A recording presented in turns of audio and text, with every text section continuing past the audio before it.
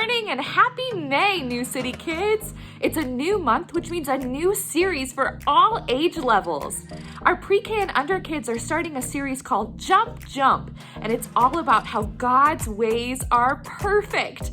We're going to focus on the story of the Garden of Eden in that regard today.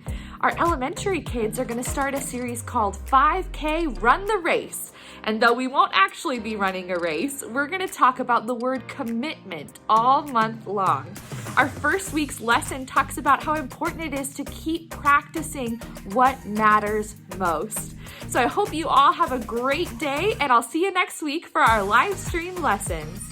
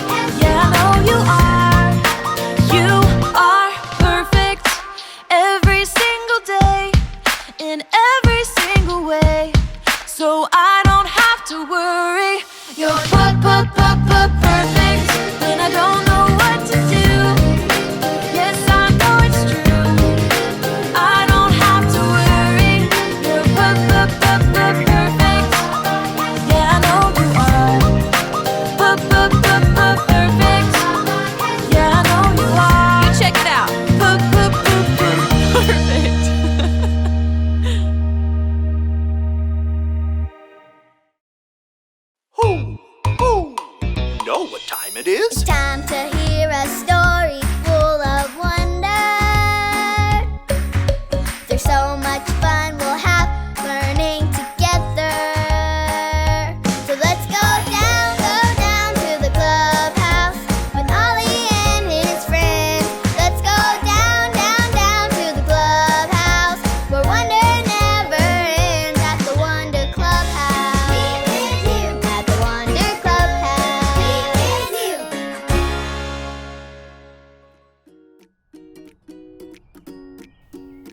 Oh, hi there, friends! I'm Zoe, and I'm so happy to see you today. It is such a beautiful day outside. I wanted to practice going on my pogo stick, but I broke my arm. So I went to the park with my aunt. I felt so bouncy, like a kangaroo. I jumped, and I saw beautiful flowers and big green trees. It was so pretty. Hoo! It's Ollie! Hello, Zoe. Hoo! Jumping all around, are you? I am, Ollie. I got to see so many beautiful flowers at the park with my aunt.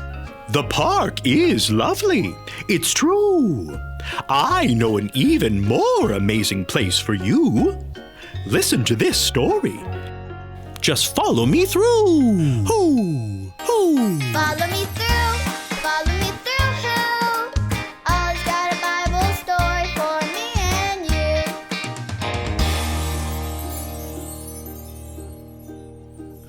Oh, hi, friends. Hola. I'm Luis, the handyman. Today, I'm watering all the seeds I just planted in my little garden here. I'm growing tomatoes right here. And over here, I'm planting strawberries. And then this spot is going to have peppers. That is spicy. You know, this garden reminds me of our story today. Do you want to help me build it? Great! All right, let's put it on the story fence. Hammers up, little builders. Ready? Uno, dos, tres, hammer! Great job, little helpers. You can put your hammers down. Now we just need our story tools.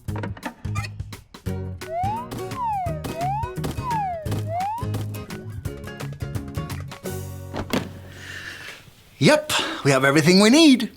Today's true story from the Bible begins in the very beginning, when God created the most perfect garden.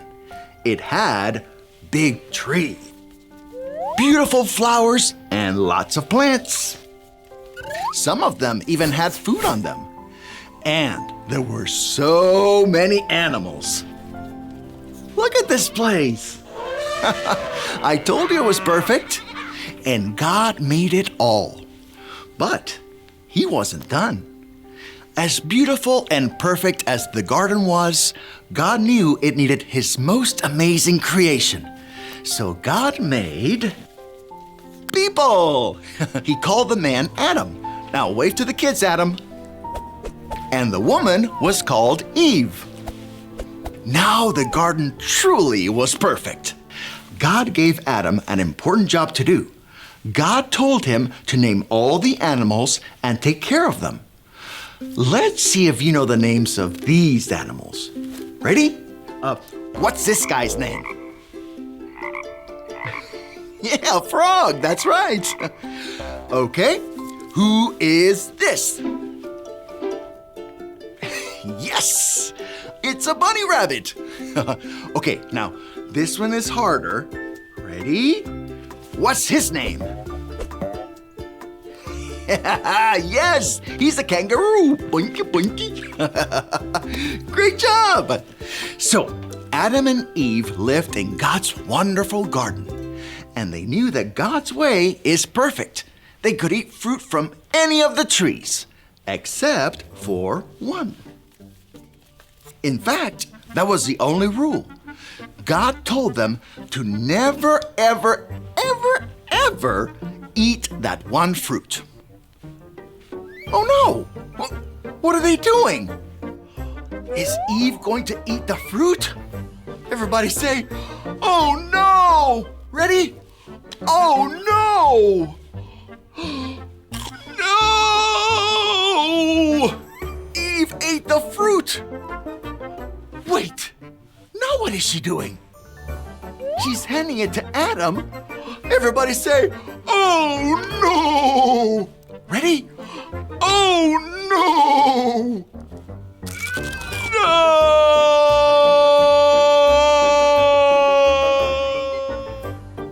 They both ate the fruit. They disobeyed God. And because they didn't do the things God's way, God had to send them away from His beautiful garden. God still loved Adam and Eve very much. They still had food to eat and animals to take care of, but everything was a lot harder. It would have been so much better if they had followed God's way. Because remember, God's way is perfect. When God wants you to do something, remember, His way is perfect. So jump, jump, and go God's way. Hey there, Ollie. Tell me, whose way is perfect? God's way is perfect. Yes, it's true. Now let's hear it from you. Tell me, whose way is perfect? God's way is perfect. That's the truth, friends. You better believe it. Adios!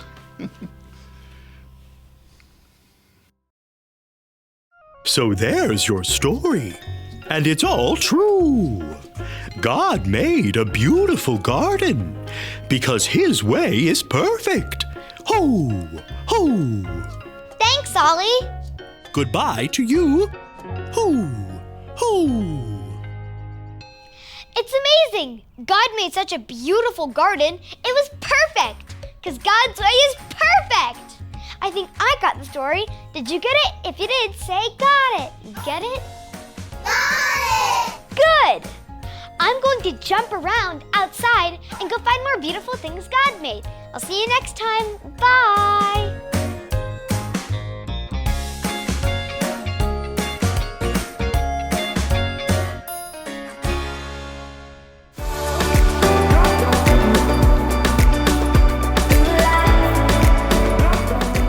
God's way is perfect. 2 Samuel 22:31. God's way is perfect. 2 Samuel 22:31.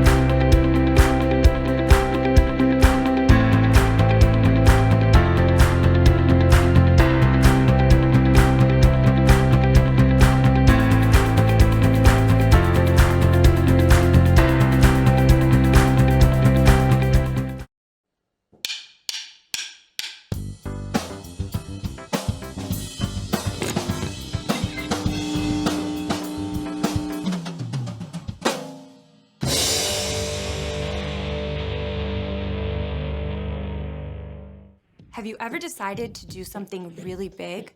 Like learn how to play guitar? Or, make friends with the new kid down the street? Maybe you even want to bake a master chef-worthy cake for your mom's birthday. You're super excited to get started, but then you sit down with the guitar and... oh, no. Or you spend all morning working up the nerve to go knock on the new kid's door, and it turns out he's gone for a week of summer camp.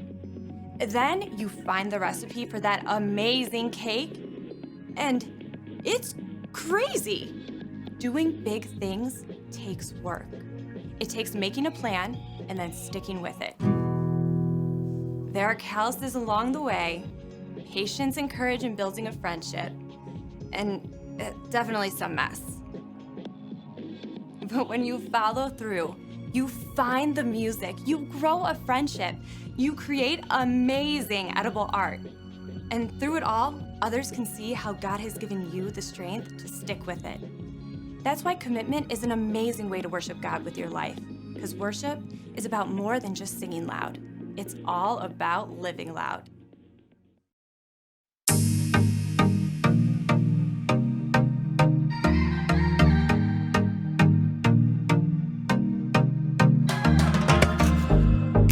Plans for me are good. You hold my future. You're working all the time. You're the mountain mover. From sunrise to sunset, till the sun comes back up again. You're by my side. You started a good work in me. I know that you will complete it. You will see it through. Yeah, I know that you're still working on me. And everything that you say you'll do, 'cause I believe that you are faithful, oh, you are faithful, oh, you are faithful. I'll trust your every word, 'cause I believe that you're working for my good. Yes, you're committed. From sunrise to sunset, till the sun comes back up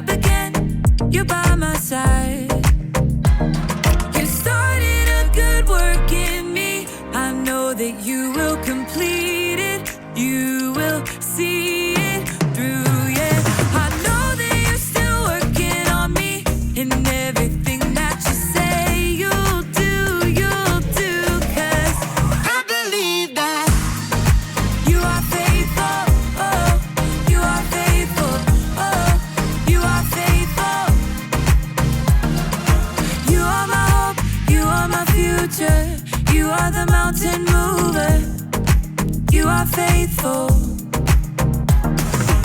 You are my hope, you are my future, you are the mountain mover, you are faithful. You started a good work in me, I know that you will complete it, you will see it through, yeah.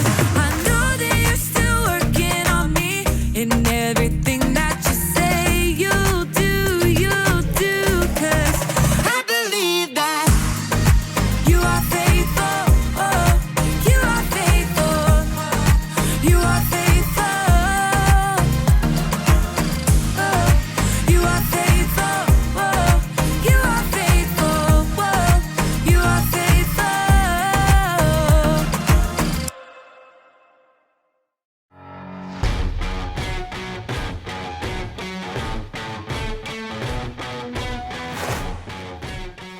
Hey everybody! I'm Erica, and I'm training for a 5K race. As you can see, I've been training all day, so as my grandma would say, I'm a little glowy. If you've ever run a 5K, you know it takes a lot more than popping off a couch and putting your running shoes on, okay? It takes commitment. Commitment is making a plan and putting it into practice. And my plan is not just running around a lot. I mean, I've got to train and what I'm calling the 3 S's. Speed, strength, smarts. So there's running, yes, but I'm also working on my strength. And running takes a lot out of you. I just can't take a second. Woo! I'm so tired. Your body's gonna want to give up. Ow. But I'm going to train my brain to keep running the race no matter what. Like right now, my body is telling me not to eat this kale because it looks gross. But my brain tells me that kale is good for giving my body energy. So, here goes. Come on, brain. Eat.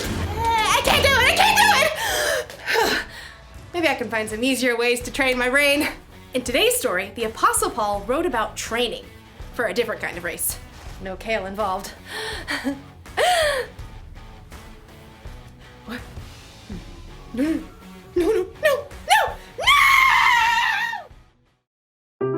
The Bible. It's 66 books of history, stories, letters, and poetry that fit together to form God's one big story. The epic adventure of how He created us and loves us so much that He made a way to rescue us. As we travel through the Bible, from Genesis to Revelation, we discover people who met God and found their lives changed forever. Now, for an amazing story inspired by the book of 1 Corinthians, chapter 9, verses 24 through 25. Did you know that some writers of the Bible talk sports? Well, not every sport, but at least one that you are familiar with.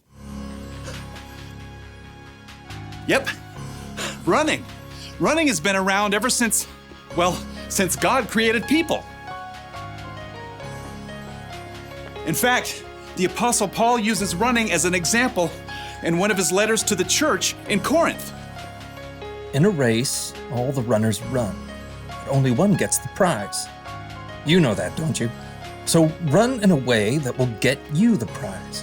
Now, Paul is talking about more here than just running, but first you have to understand what it takes to run a long race. Let's say you want to run a marathon. That's 26.2 miles. There's no way you can just hop up off the sofa where you've been playing video games for months and run that far. So, you need a plan. When I was preparing for my first marathon, I found this plan. I started training more than 4 months ahead of the race, and I started with just a few miles at a time. Once you've got a plan, well, then you gotta move. That means short runs, long runs, and cross-training to work other muscles and prevent injury. Next up, you've got to fuel. Plenty of water, of course. Plus, you need healthy carbs for your long runs like bananas. And maybe some spaghetti and meatballs. What's the last part of your training? Get ready for it. Rest. If you don't rest and let your body recover, you'll get burnt out or injured. The last few days before a marathon, you don't even run at all. Oh, yeah. Running a long race is no joke. But Paul says what we're doing right now, you and me, is even more important. All who take part in the games train hard. They do it to get a crown that will not last. But we do it to get a crown that will last forever. So I do not run like someone who doesn't run toward the finish line. I do not fight like a boxer who hits nothing but air. Paul packs a lot of weight into just a few sentences. Whether you planned it or not, we are all running a race right now. Okay, so that's a little crazy. Clearly, I'm standing here talking to you, and you aren't outside running laps either. But Paul is talking about a way of life, a journey. We're all focused on the finish line, life forever with Jesus, but in the meantime, every step along the way is important as we live out what matters most. Jesus reminded his followers, "Love the Lord your God with all your heart and with all your soul. Love him with all your mind. Love your neighbor as you love yourself." Yep, love God, love others. That's what matters on this journey together. But just like you can't skip from jogging 1 lap around the school gym to running a 26.2-mile race, you're gonna need some practice. Your Love God, Love Others marathon needs a training plan. Now, none of us have it all figured out, but here are 4 important things to start with. In fact, you may already be doing some of them. First point, hear. God is the master teller of this amazing story. He's the author of this whole race, so the most important thing is learning to hear from God. That means digging into God's word and hearing the stories and wisdom from people who walked with him. And you can also hear from God from people around you in your life who know and follow him. Now, here's the second step in training for our Love God, Love Others marathon. Pray. Okay, when you hear pray, you might think, In nomine Patris et Filii et Spiritus Sancti. Truth is, you don't need fancy words to pray. You can talk to God anytime, anywhere, about anything, just like talking to your mom or your best friend. Now let's take a look at point 3 in our training plan. Talk. Hello out there! Tell other people what God has been up to in your life, what's changing, how you're learning to love others better. And here's the final point in your Love God, Love Others training plan. Live. Live for God. Let his love fill up every part of your life, at home, at school, at church, even when your dad makes you stop reading your book to play a game with your little sister. Hear, pray, talk, live. That's how you practice loving God and loving others. As Paul wrote, "So run in a way that will get you the prize. We do it to get a crown that will last forever." And when you do, you will live out Paul's wisdom to the Corinthians and win the race.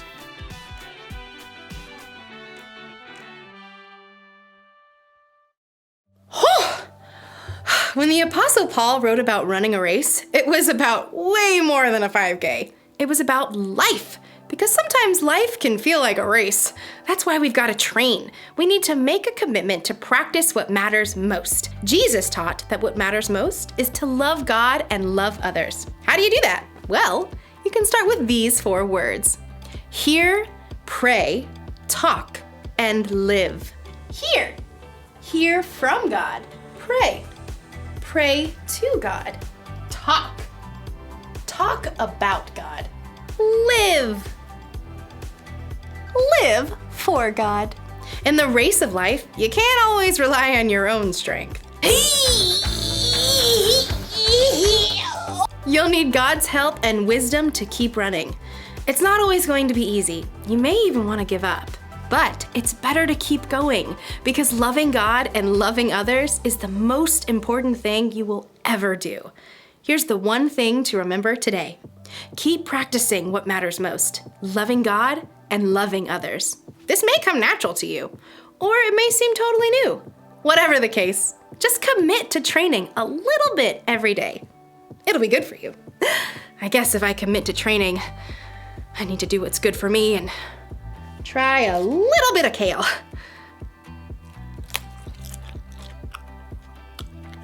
Hey, that's not bad.